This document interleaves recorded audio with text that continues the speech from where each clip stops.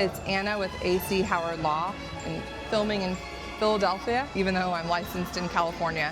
In just a second, you're going to see the big famous crack of the Liberty Bell, and I want to invite all of my Californians to remember, don't let your estate plan be all cracked up and outdated. Get an update, call for a free consultation.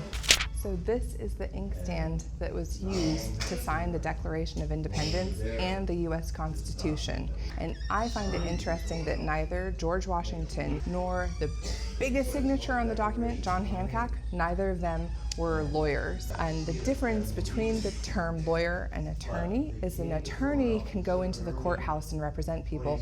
Lawyer is just someone who's familiar with the law. Nowadays we use them interchangeably, but back in the colonial American Revolution time, there was a big distinction between the two. While it's fresh in my mind, I think the moving part of the tour that we just took is that that's the original chair where George Washington sat. And when they signed the U.S. Constitution, Benjamin Franklin was crying. He was so moved by the miracle that they had just created. And he said that George Washington's chair with the semi-sun on it was a rising sun, not a setting sun. As you walk down Chestnut Street, maybe in the 1820s, you look up and you think nostalgically of our fathers and uncles who fought in the Revolution as they pass away. That generation is dying off. By the 1840s, it becomes the Liberty Bell that we think of today because of an abolitionist newspaper in New York City. They dub it the Liberty Bell, use that name for the very first time. They use the inscription on top of the bell to advocate to abolish slavery. Women suffragists throughout Pennsylvania and around the country use it as a symbol advocating for their right to vote. Equal voice in government. In the 1880s, 1890s, 1910s, by World War I and World War II, it becomes a symbol of the veterans fighting overseas. It's used as a symbol of the war bond drive to support the troops.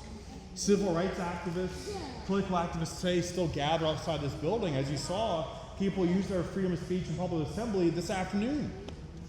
So every generation has added more and more meaning since this revolution. Yeah. Thank you. You guys that chose to visit today, this broken bell must still have a message for us now.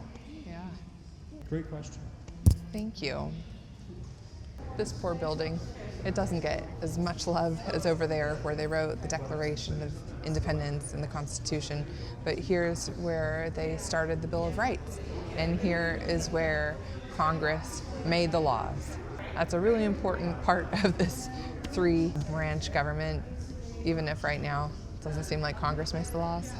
So which document had more people signing it, the Declaration of Independence or the U.S. Constitution? Declaration of Independence. In 1776, there were 56 people signing it, 25 of them were attorneys. And then about 10 years later, in 1787, we have the U.S. Constitution signed by 39 people, 24 of whom were attorneys.